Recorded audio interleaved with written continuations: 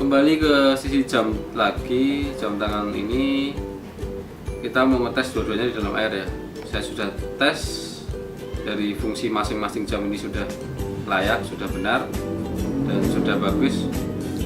Dua-duanya belum kaca ya, nggak pakai kaca. Entah kenapa, mungkin karena jam sport itu lebih baik kalau dikasih mika jam ini ya, bukan kaca, jadi lebih ringan. Kita mau tes dua merek jam tangan ini untuk dimasukkan di dalam air.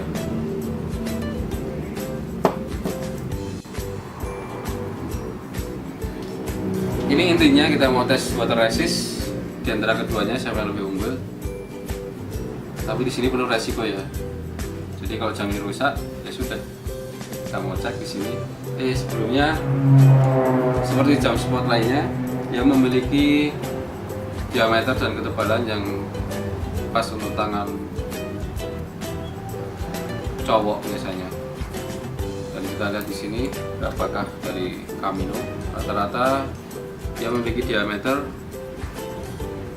5,5 cm. Ketebalannya 1,5 cm.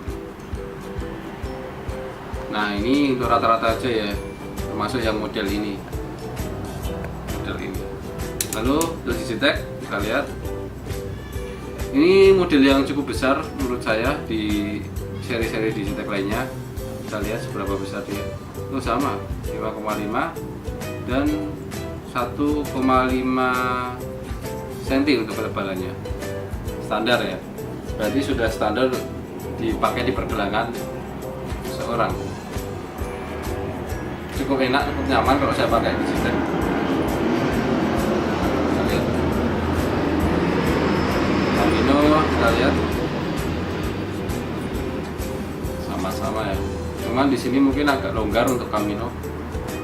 Kenapa? Untuk saya yang berat badan saya adalah 65 kg. Di sini ketika saya memakai cukup ada rongga di sini, karena tadi tidak ada perekatnya untuk Camino. Kita tes water resist satu-satu dulu. Ketika saya berwudu normal-normal saja, dua-duanya bisa terpakai dan lampu pun juga masih menyala. Saya mau ngetes sekarang, memasukkan di dalam ember ini yang berisi air. Kira-kira ketinggian air ini adalah sekitar 9 cm, 9 sampai 10 cm. Kita tes di sini.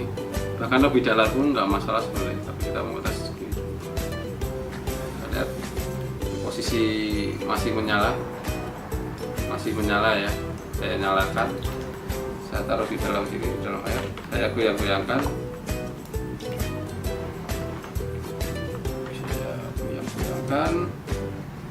Saya nyalakan di dalam air. Intinya ini jam belum pernah dibuka dan masih baru grace.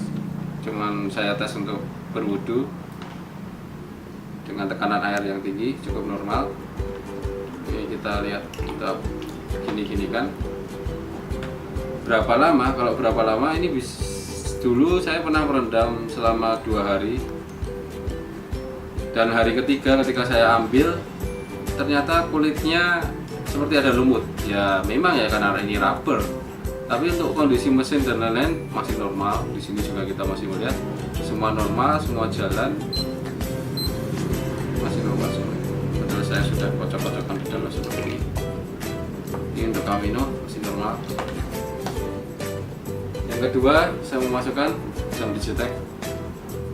Saya agak takut sih karena Digitech nggak ada garansi. Tapi kita coba aja tes.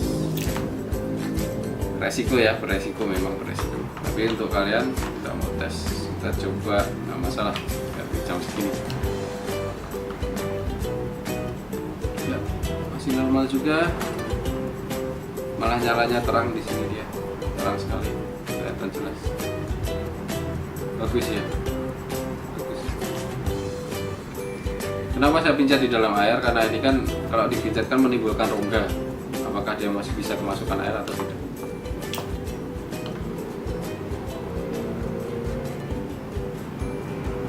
dia di dalam air posisinya, dalam air 9 sampai 10 cm. Tapi nanti kalau teman-teman mau nyoba bisa untuk berenang.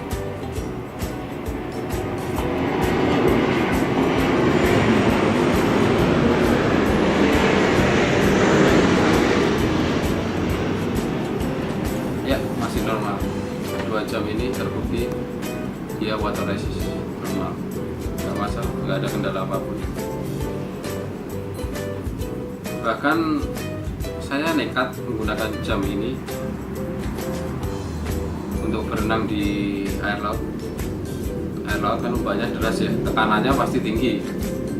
Dan yang saya takutkan adalah bukan masalah karatan atau apa, tapi karena tekanan itu tinggi, dia masuk ke sela-sela rongga-rongga ini. Tapi kenyataan juga nggak ada masalah, bahkan ini juga nggak ngembun, dia nggak ngembun, di laut juga nggak ngembun. Cuman permasalahannya adalah ketika teman-teman berenang di laut dan lupa untuk mencuci jam ini kembali pakai air tawar, yang terjadi adalah dia menimbulkan karat di sisi baut. Baut ini belum stainless, jadi dia bisa berkarat di sini. Jadi harus dicuci, dibersihkan, lalu dikeringkan. Seperti itu. Dia masih normal, tanpa ada embun. Ini embun karena cuma di luar aja, di dalam masih normal dua-duanya. Berarti dua-duanya lulus uji tes water resist.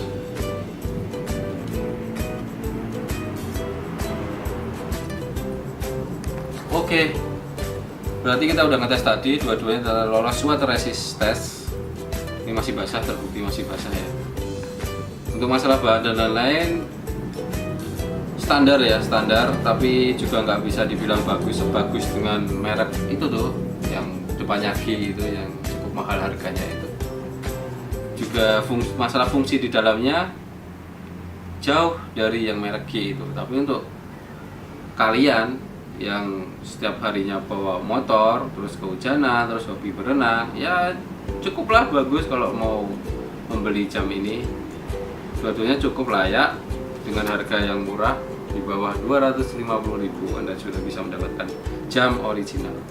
Tergantung merek lah kalian pilih apa. Oke. Review dari saya cukup sekian. Terima kasih sudah menonton. Untuk review-review berikutnya kita akan mereview apa, terutama untuk masalah jam. Nanti kalian bisa subscribe, jangan lupa ya. Oke, dah, thanks.